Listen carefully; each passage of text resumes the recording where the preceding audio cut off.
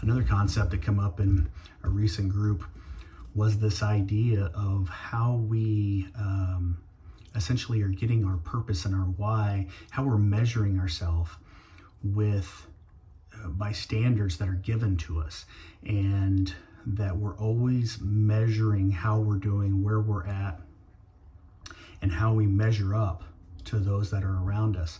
And there was a study done out of Yale University where they learned that so much of our society is driven to convince us that we're lacking, that we should be moving this, doing this, comparing to this, buying this, that much of the stuff in our lives, the social media and TV and even billboards on the road, are all directed to let us know that we are lacking in one way or another, and that if we would be good and successful and more lovable if we would just do these things.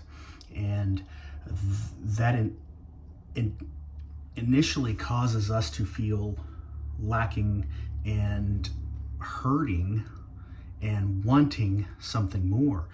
And when we can start to understand our own inherent goodness and maybe push back on some of that and say, those might be unrealistic standards that I'm trying to hold myself to.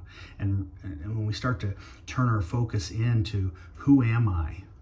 What is it that I actually want for myself? What standards do I want to hold myself to? What are my values? Again, we talk about this mission, vision, value, and purpose.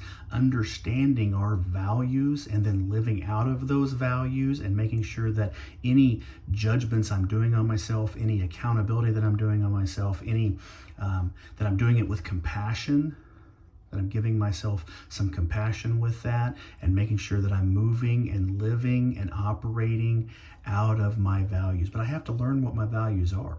I have to start there and establish the mission, vision, value, and purpose.